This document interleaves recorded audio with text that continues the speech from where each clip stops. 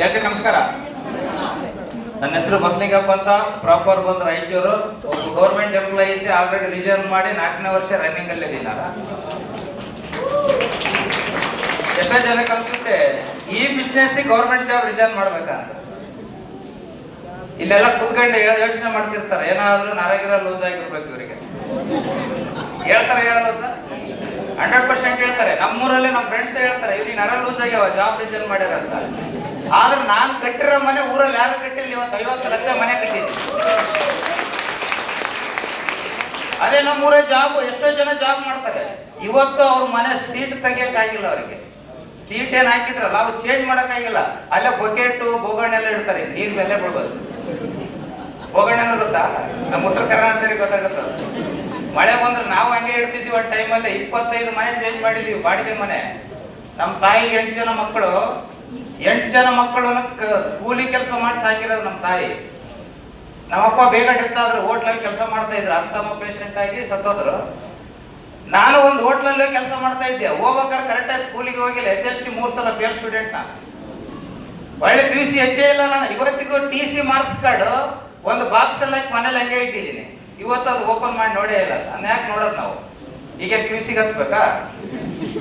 Engineer ತಗಲಾರದಂತ income ನಾನ್ ತಗೊಂತ ಇದೀನಿ ಇಲ್ಲಿ.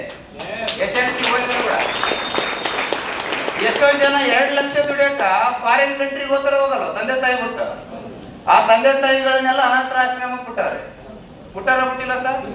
ಅಂದ್ರೆ ಜಾಸ್ತಿ ಓದಿ ಫಾರಿನ್ ಕಳಿಸಿ ನಾವ್ಯಾಕೆ ಅನಾಥಾಶ್ರಮಕ್ಕೆ ಹೋಗ್ಬೇಕು? ಅದಕ್ಕೆ ನನ್ನ ಮಗನಿಗೆ ಬಿಸ್ನೆಸ್ ಹೇಳ್ತಾ ಇದೀನಿ, ನೀನ್ ಎಲ್ಲಿ ಫಾರಿನ್ಗೆ ಹೋಗಿಲ್ಲ ಅಂತ ಹೇಳ್ತಾ ಇದೀನಿ. ನಮ್ಮ ತಂದೆ ತಾಯಿ ನೋಡಿ ಕರೆಕ್ಟ್ ಆಗಿ ಎಜುಕೇಶನ್ ಮಾಡಿಸ್ಲಿಲ್ಲ ಬಡತನದಲ್ಲಿ. ಅವ್ರ ತಪ್ಪಲ್ಲ ಅದು. ಬಡತನದಲ್ಲಿ ಊಟ ಹಾಕೋದೇ ಕಷ್ಟ ಆಗಿತ್ತು ಅವಾಗ. ನಮ್ಮ ತಂದೆ ತಾಯಿ ಏನ್ ಮಾಡ್ಯಾರ ಅಂತ ನಾನು ಕೇಳಲ್ಲ, ನಾನು ಏನ್ ಮಾಡಿದೀನಿ ಅಂತ ಹೇಳ್ತೀನಿ ಈಗ ಜನಕ್ಕೆ. ಆ ತರ ನಾನು 2003 ಬೆಂಗಳೂರು ಬಂದಿದ್ದೀನಿ. 2003 ಅಂದ್ರೆ ಎಷ್ಟು ವರ್ಷ ಆಯ್ತು ಸರ್ ಬೆಂಗಳೂರು ಬಂದು? 2003 ಜಾಳಹಳ್ಳಿ ಕ್ರಾಸ್ ಅಲ್ಲಿ ಬಂದು ಹಿಡಿದಾಗ ಸೆಕೆಂಡ್ ಸ್ಟೇಜಿಗೆ ಹೋಗಕ್ಕೆ 2 ಅವರ್ ಆಗಿದೆ. ಬಸ್ ನಂಬರ್ ಗೊತ್ತಿಲ್ಲ, 252 ಅಂತಾರೆ. ಅದು ಎ ಬರುತ್ತೆ, ಇ ಬರುತ್ತೆ, H ಯಾವ್ದು ಕತ್ತದು? ಎಲ್ಲೆಲ್ಲ ತಗೊಂಡೋಗಿ ಇಳಿಸ್ಬಿಟ್ರೆ? ಬೆಂಗಳೂರು ಅಂತಂದ್ರೆ ಭಯ ದೊಡ್ಡದಲ್ಲ. ಊರಿಂದ ಬರ್ಬೇಕಾದ್ರೆ ಭಯ ಪಡ್ಕೊಂಡ್ ಬಂದಿದ್ದೆ ನಾನು. 2 ಅವರ್ ನಂತರ ನಮ್ಮ ಭಾವ ಬಂದ ಕರ್ಕೊಂಡು ಹೋಗಿದ್ರು. ಸೆಕೆಂಡ್ ಸ್ಟೇಜ್ ಅಲ್ಲಿ ರಾಜಗೋಪಾಲ್ ನಗರದಲ್ಲಿ ಜೋಪಡಿ ಹಾಕೊಂಡಿದ್ರು ಅವರು. ನಮ್ಮ ಉತ್ತರ ಕರ್ನಾಟಕದವರೆಲ್ಲ ಬಂದಾಗ ಜೋಪಡಿ ಹಾಕೊಂಡಿರ್ತಾರೆ, ನೋಡಿರ್ಬೋದು ನೀವು. ಯಾಕಂದ್ರೆ ಬಾಡಿಗೆ ಕಟ್ಟಕ್ಕಾಗಲ್ಲ ಅಂತ. ನಾನು ಬಂದು ಕಾರ್ಯ ಕೆಲ್ಸಕ್ಕೆ ಹೋಗಿದ್ದೆ ಅವ್ರ ಜೊತೆಲಿ. ಅವಾಗ ಜೋಪಡಲ್ಲಿ ಡೋರ್ ಹಾಕ್ಬೇಕಾದ್ರೆ ನಮ್ಮ ಅಕ್ಕ ನಮ್ಮ ಭಾವ ಮಲ್ಕೊಂಡ್ರೆ ನಾನು ಡೋರ್ ಹಾಕಿ ನಾ ಮಲ್ಕೋಬೇಕು. ಫಸ್ಟ್ ನಾನೇ ಹೇಳ್ಬೇಕು ಡೋರ್ ತೆಗಿಬೇಕಾದ್ರೆ ಜೋಪಡಿನ. ಆ ತರ ಜೀವನ ಮಾಡ್ತಿದ್ದೆ. ಅಲ್ಲಿಂದ ಒಂದು ಪೆಟ್ರೋಲ್ ಬಂಕಿ ಕೆಲ್ಸಕ್ಕೆ ಹೋದೆ, ಸ್ವಲ್ಪ ಇನ್ಕಮ್ ಬರ್ತಾ ಇತ್ತು. ಆಮೇಲೆ ಗಾರ್ಮೆಂಟ್ಸ್ಗೆ ಹೋಗಿದ್ದೀನಿ. FFI ಅಲ್ಲಿ ಟೈಲರ್ ನಾನು, ಎಂಬ್ರಾಯ್ಡ್ರಿ ಆಪರೇಟರ್ ನಾನು. ಅಲ್ಲಿ ಕೂಡ ಕೆಲಸ ಮಾಡಿದೆ. ಒಂದು ಸೀಟ್ ಮನೆ ಮಾಡಿದೆ. ಆ ಸೀಟ್ ಮನೆ ಮಾಡ್ಬೇಕಾದ್ರೆ ನಮ್ಮ ಅಕ್ಕ ನಮ್ಮ ಚೇಂಜ್ ಮಾಡಿಸಿದ್ದೆ ನಾನು. ಈ ಜೋಪಡಿ ಬೇಡವಾ ಸ್ವಲ್ಪ ಮನೆ ಮಾಡೋಣ ಅಂತ. ಯಾಕಂದ್ರೆ ನಮ್ಮ ಅಕ್ಕರಿಗೆ 2 ಚಿಕ್ಕ ಮಕ್ಕಳು, ಜೋಪಡಿ ಇದ್ರೆ ಒಪ್ಪಡಿಗಳು ಬಂದ್ರೆ ಆ ಭಯಕ್ಕೆ 1,500 ಸೀಟ್ ಮನೆ ಬಾಡಿಗೆ ಇರುತ್ತೆ. ಹಾಲು ಅಡಿಗೆ ಮನೆ ಅಷ್ಟೇ, ಹಾಲಲ್ಲೇ ಮಲ್ಕೋಬೇಕು ಎಲ್ಲರೂ. ಮತ್ತೆ ಅದು ಬೆಡ್ರೂಮ್ ಎಲ್ಲ ಇರಲಿಲ್ಲ. ಆ ತರ ಹೋದೆ. ಓದ್ತಾ ಏನ್ ಮಾಡಿದೆ, SLC ಪಾಸ್ ಮಾಡ್ಕೊಂಡ್ ಬಂದೆ ನಾನು. ಪೆಟ್ರೋಲ್ ಬಂಕಲ್ಲಿ ಇರ್ಬೇಕಾದ್ರೆ ಜಸ್ಟ್ ಪಾಸ್ ಆದೆ 4ನೇ ಸಲಕ್ಕೆ. ಅದು 37% ಇದೆ ನೋಡಿ ನಂದು. ನಾನು ಪರ್ಸೆಂಟೇಜ್ ನೋಡಿದ್ರೆ ಅಂದ್ರೆ ಭಾರಿ ಖುಷಿ ಪಡ್ತಾರೆ ಜನ. ಆಮೇಲೆ ಅದನ್ನ ತಗೊಂಡ್ಬಂದು ಮಾರ್ಕ್ಸ್ ಕಾರ್ಡ್ ಹಂಗೆ ಇಟ್ಟಿದ್ದೀನಿ. ಅವತ್ತು ಒಂದು ಪಾಸ್ ಆಗಿರೋದು ಉದ್ದೇಶನೇ ನನ್ನ ಸೀದಾ BFTC ಕರ್ಕೊಂಬಂತ. ಅವತ್ತು ಪಾಸ್ ಆಗಿರೋದಕ್ಕೆ ಡ್ರೈವರ್ ಕಮ್ ಕಂಡಕ್ಟರ್ ಜಾಬ್ ಹಾಕಿದೆ, ನೇರ ನೇಮಕಾತಿ. ಡ್ರೈವಿಂಗ್ ಅಲ್ಲಿ ಪಾಸ್ ಮಾಡ್ಕೊಂಡು ಅಪಾಯಿಂಟ್ ಆದೆ. ಸೀದಾ ಹೋಗೋ 2 ಪೋಸ್ಟ್ ಕರೆದಿದ್ರು DKMC. ಅದರಲ್ಲಿ 10ನೇ ನಂಬರ್ ನಂದೇ ಇತ್ತು. ಯಾಕಂದ್ರೆ 50ಕ್ಕೆ 45 ಮಾರ್ಕ್ಸ್ ನಾನೇ ತೆಗೆದಿದ್ದೆ. ಓ ಪಕ್ಕ ಡ್ರೈವರ್ ಇವರು ಪರ್ಫೆಕ್ಟ್, ಇವ್ರನ್ನ ಓಲೋಗಿ ಸೆಲೆಕ್ಟ್ ಮಾಡ್ರಿ ಅಂತ ಹೇಳಿದ್ರು. ನಾನು ಓಲೋ ಬೇಡ್ರಿ ಸರ್, ಎಲ್ಲಿ ಗಾಡಿ ಕೊಟ್ಬಿಟ್ರೆ ಅಂತ ಭಯ ನನಗೆ. ಯಾಕಂದ್ರೆ ಡ್ರೈವಿಂಗ್ ಸ್ಕೂಲಲ್ಲಿ ಕಲ್ಕೊಂಬಂದಿದ್ದೆ ನಾನು. ಕಾಪಿ ಪೇಸ್ಟ್ ನಂದು. ಅಗ್ರಿಬೊಮ್ಮನಹಳ್ಳಿಗೆ ಹೋಗಿ ಟ್ರೈನಿಂಗ್ ತಂದು ಇಲ್ಲಿ ಓನ್ಲಿ ಆ ಟ್ರ್ಯಾಕ್ ಅಲ್ಲಿ ಪಾಸ್ ಆಗೋದು ಅಷ್ಟೇ ಹೇಳಿಕೊಡೋದಿದ್ದೆ. ಡ್ರೈವಿಂಗ್ ರೋಡಲ್ಲಿ ಓಡಿಸೋದು ಹೇಳಿ ಕೊಡ್ಬೇಡ ಅಂತ ಹೇಳಿದ್ದೆ. ಅಲ್ಲಿ ಹೇಳಿಕೊಟ್ರೆ ತಗೊಂಬಂದು ಇಲ್ಲಿ ಹೊಡೆದೆ. 25 ವರ್ಷ ಲಾರಿ ಹೊಡೆದಾನೆ 16 ವೀಲಿಂದ. ಅಣ್ಣ ಏನ್ ಓಡಿಸಿದಂತೆ? ಏನು ಓಡಿಸಿಲ್ಲ ಅಂದೆ. ನೀನೆಲ್ಲ ಫೇಲ್ ಆಗ್ತಿದ್ ಬಿಡು, ನೀನ್ ಪಾಸ್ ಆಗದೇ ಇಲ್ಲ ಅಂತ ನಾನು ಅನ್ಕೊಂಡೆ. ನೀ ಏನ್ ಓಡಿಸಿದೆ ಅಂದೆ. 25 ವರ್ಷ ಲಾರಿ ಡ್ರೈವರ್ 16 ವೀಲ್ ಹೊಡೆದೀನಿ ಅಂತ. ಈಗ ಎಷ್ಟನೇ ಸಲ ಹಾಕಿದೆ ಹರಿಸಿ ಅಂದೆ. 4ನೇ ಸಲ ಹಾಕಿದೀನಿ, 3 ಸಲ ಫೇಲ್ ಆಗಿದೆ, ಹಾಗೆ ಇಲ್ಲ ಜಾಬ್ ಅಂತ. ಆಯ್ತು. ಅವನು ಓದಿ ಒಳಗಡೆ ಟ್ರ್ಯಾಕಿಗೆ 25 ತಗೊಂಡು ಫೇಲ್ ಆಗಿ ಬಂದ, ನಾನು 45 ತಗೊಂಡು ಪಾಸ್ ಆಗಿ ಬಂದ. ಅಲ್ಲಿರೋರು ಹೇಳಿದ್ರು ನಾಳೆಗೆ ಕಾಕಿ ಡ್ರೆಸ್ ಹಾಕು ಡ್ಯೂಟಿಗೆ ಜಾಯ್ನ್ ಆಗತ್ತೆ ಅಂತ. ಆಮೇಲೆ ಹಣ 16 ಹೊಡೆದಿದ್ದಿಲ್ಲ ಯಾಕೆ ಅಂದೆ, ಅಲ್ಲಿ ಹೋಗಿದ್ದು ಯಾಕೋ ಭಯ ಆಯ್ತಂತ. ಎಕ್ಸ್ಪೀರಿಯನ್ಸ್ ಮ್ಯಾಟ್ರ್ ಆಗಲ್ಲ ಇಲ್ಲೇ. ಅಲ್ಲಿ ಟ್ರ್ಯಾಕ್ ಟ್ರೈನಿಂಗ್ ಕೊಟ್ಟಿರ್ತಾರಲ್ಲ, ಹೆಂಗ್ ಸ್ಟೇರಿಂಗ್ ತಿರ್ಸ್ಬೇಕು, ಎಷ್ಟು ಟ್ರೈನ್ ಗೊತ್ತಿರ್ಬೇಕು. ಫಸ್ಟ್ ರೋಡಲ್ಲಿ ಹೆಂಗ್ ಬೇಕಾದ್ರೂ ಓಡಿಸ್ಬಿಡ್ಬೋದು. ಆ ಟ್ರ್ಯಾಕ್ ಅಲ್ಲಿ ಓಡಿಸೋದಿದೆಯಲ್ಲ, ಒಂದ್ ಇಂಚಿಗೂ ಕೋಲ್ ಇಟ್ಟಿರ್ತಾರೆ. ಆ ಟೆಕ್ನಿಕ್ ತಲೆಯಲ್ಲಿ ಇರ್ಬೇಕು. ಅದಕ್ಕೆ ಮನುಷ್ಯನಿಗೆ ನಾಲೆಜ್ ಇಂಪಾರ್ಟೆಂಟ್. ಬರೀ ಓದಿರೋದ ಪುಸ್ತಕ ಓದಿಬಿಟ್ರೆ ಮನೇಲಿ 4 ಗೋಡೆಯಲ್ಲಿ ನರ ಲೂಸ್ ಆಗಿಬಿಡ್ತವೆ.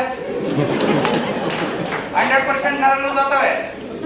ನಮ್ಮೂರಾಗೆಲ್ಲ ನಮ್ಮ ಕ್ಲಾಸ್ಮೇಟ್ ಇಂಜಿನಿಯರಿಂಗ್ ಮಾಡಿಸಿದ್ರು, BEd ಮಾಡಿದ್ರು, MA ಮಾಡಿದ್ರು ಟೀಚರ್ಸ್. ಈ ಪ್ರೈವೇಟ್ ಸ್ಕೂಲಿಗೆ ಟೀಚರ್ ಹೋಗ್ತಾರೆ 10,000. ನನ್ನ ಇನ್ಕಮ್ 2 ಲಕ್ಷ. ಅವ್ರು ಇವತ್ತು ಅದೇ ಸೀಟ್ ಮನೆ, ಅದೇ ಅವ್ರ ಮನೆ ಪಕ್ಕದಲ್ಲಿ 50 ಲಕ್ಷ ಮನೆ. ಊರಲ್ಲಿ ಕಾಂಪ್ಲೆಕ್ಸ್ ಮಾಡಿ ದೊಡ್ಡ ರೇಷನ್ ಅಂಗಡಿ ಮಾಡಿದ್ದೀನಿ. ನಮ್ಮ ತಮ್ಮವ್ರು ಇನ್ನೂ 4 ಜನ ಅದಾರ. ಅವ್ರ ಲೈಫ್ ಸೆಟ್ಲು. 8 ಎಕರೆ ಜಮೀನು ನೀರಾವರಿ ಮಾಡಿದ್ದೀನಿ. ಇವತ್ತು ಹೆಂಗಂದ್ರೆ ಒಂದು 4 ಸೈಟ್ ತೆಗೆದಿದ್ದೀನಿ ಊರಲ್ಲಿ.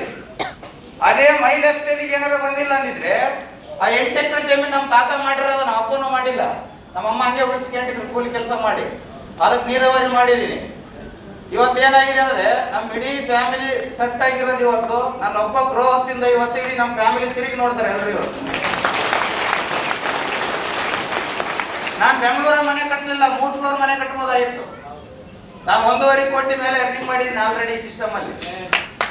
ಅದೇ ನಮ್ಮ ಫ್ಯಾಮಿಲಿ ಸೇಫರಿಗೋಸ್ಕರ ನಮ್ಮಮ್ಮ ಕಷ್ಟಪಟ್ಟಿದ್ರಲ್ಲ, ನಮ್ಮ ಅಮ್ಮನ ಹೆಸರಲ್ಲೆಲ್ಲ ಕಟ್ಟಿ ಮನೆಗೆ ಬೀಗ ಕೊಟ್ಟು ಬಂದಿದ್ದೀನಿ. ಇವತ್ತು ನಮ್ಮಮ್ಮ ಆರಾಮಾಗಿರ್ತಾರೆ. ನಮ್ಮಮ್ಮ ಮಕ್ಕಂದೆಲ್ಲ ಆನ್ ಮಾಡಿದ್ರೆ ಫ್ಯಾನ್ ಆನ್ ಆಗುತ್ತೆ, ಮಲ್ಕಂಡಲ್ಲೇ ಆಫ್ ಆಗುತ್ತೆ. ಆ ತರ ಇವತ್ತು ಫ್ಯಾನ್ ಹಾಕ್ಸಿದೀನಿ ಮನೆಗೆ. ಯಾಕೆ ಒನ್ ಟೈಮ್ ಅಲ್ಲಿ ಸೀಟು ಮನೆಯಲ್ಲಿ ಬಿಸಿಲಿಗೆ ಬೆವರು ನೀರು ಹಿಡಿತಾ ಇದ್ವು ನಮ್ಮಮ್ಮಗೆ. ಇವತ್ತು ಆ ಫ್ಯಾನ್ ಆನ್ ಮಾಡಿದ್ರೆ ನಾನ್ ಜಾಸ್ತಿ ಆಗ್ಬೇಕಲ್ಲೇ, ಅದಕ್ಕೆ ಆ ಫ್ಯಾನ್ ಹಾಕ್ಸಿರೋದು. ಇವತ್ತು ಹೇಳ್ತಾರೆ ಜಾಬ್ ರಿಸೈನ್ ಮಾಡ್ಬೇಕಾದ್ರೆ ನಮ್ಮ ಮನೆಗೆ ಎಲ್ಲರೂ ಬೇಡ ಅಂದ್ರೆ ವಿರುದ್ಧವಾಗಿದ್ರು ನನಗೆ. ಅವ್ರಿಗೆ ಏನ್ ಹೇಳಿಲ್ಲ ಕೇಳಿಲ್ಲ. 5 ವರ್ಷ ಜಾಬ್ ಜೊತೆಲೆ ಮಾಡಿ 50 ಲಕ್ಷ ಅರ್ನಿಂಗ್ ಮಾಡಿದ್ದೆ. 6ನೇ ವರ್ಷಕ್ಕೆ ಹೋಗ್ಬಿಟ್ಟು ರಿಸೈನ್ ಮಾಡಿ ಆಚೆ ಬಂದೆ. ಯಾಕಂದ್ರೆ ನಾನು ಅಲ್ಲೆಲ್ಲ ಪ್ರೋಗ್ರಾಮ್ಗೆ ಹೋಗ್ಬೇಕಾಯ್ತು, ಡಿಸ್ಕಷನ್ಗೆ ಹೋಗ್ಬೇಕಾಯ್ತು, ಟೀಮ್ ದೊಡ್ಡದಾಯ್ತು, ಲಕ್ಷಗಟ್ಟಲೆ ಇನ್ಕಮ್ ಬರ್ತಾ ಇದೆ. ಸಪೋರ್ಟ್ ಮಾಡ್ಬೇಕಲ್ಲ ಟೀಮ್ಗೆ. ಸರ್ ನಾನೊಬ್ಬ ಗ್ರೋತ್ ಆಗ್ಬಿಟ್ರೆ ಬಾಟಮ್ ಮಾರ್ಕ್ ಗ್ರೋತ್ ಆಗ್ಬೇಕಲ್ಲ. ಹಂಗಾಗಿ ಸೀರಿಯಸ್ ಆಗಿ ಏನ್ ಮಾಡಿದೆ, ಜಾಬ್ ರಿಸೈನ್ ಮಾಡಿ ಆಚೆ ಬಂದೆ. ಸಪೋರ್ಟ್ ಮಾಡ್ತಾ ಮಾಡ್ತಾ ಮಾಡ್ತಾ ಈಗ ನೋಡಿ 3ರಿಂದ 4ನೇ ವರ್ಷ ರಿಸೈನ್ ಮಾಡಿ ಆದ್ಮೇಲೆ 1 ಕೋಟಿ ಅರ್ನಿಂಗ್ ಮಾಡಿದ್ದೀನಿ ನಾನು 4 ವರ್ಷದಲ್ಲಿ.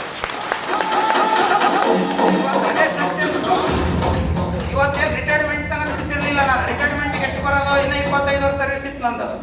25 ವರ್ಷಕ್ಕೆ ಹವಾಮಾನ 60-70 ಲಕ್ಷ ಬರ್ತಿತ್ತು ಅನ್ಕೊಳ್ಳಿ. ಆ 70 ಲಕ್ಷ ಅದ್ರ ಡಬಲ್ ಅರ್ನಿಂಗ್ ಇಲ್ಲಿ ಆಲ್ರೆಡಿ ಮಾಡಿದ್ದೀನಿ. ಇನ್ನು 25 ವರ್ಷ ಫ್ರೀ ಆಗಿರ್ಬೋದು ಅಂತಿರಲಿಲ್ಲ ಅಂತೀರ. ಎಲ್ಲ ಕಮಿಟ್ಮೆಂಟ್ ತೀರಿಸಿದ್ದೀನಿ, ಸಾಲ ತೀರಿಸಿದ್ದೀನಿ, ಮನೆ ಲೀಸಿಗಿದೆ, ಕಾರ್ EMI ಇಲ್ಲ, ಮಕ್ಕಳ ಸ್ಕೂಲ್ ಫೀಸ್ ಒಂದೇ ಸಲ ಕಟ್ಟಿ ಬರ್ತೀನಿ ನಾನು ಲಕ್ಷಗಟ್ಟಲೆ. ಇವತ್ತು ಕಾರಣ MI ಲೈಫ್ ಸ್ಟೈಲ್ ಪವರ್. ಅದೇ ಜಾಬಲ್ಲಿ ಇದ್ರೆ ಆ ತರಲಿಲ್ಲ. ಹಂಗಂತ ಹೇಳ್ಬಿಟ್ಟು ಜಾಬಿಗೆ ಡಿಗ್ರೇಡ್ ಮಾಡಲ್ಲ ನಾನು. ಜಾಬ್ ಅನ್ನ ಕೊಡುತ್ತೆ, ಅದು ಮರೆಯಲ್ಲ ನಾನು.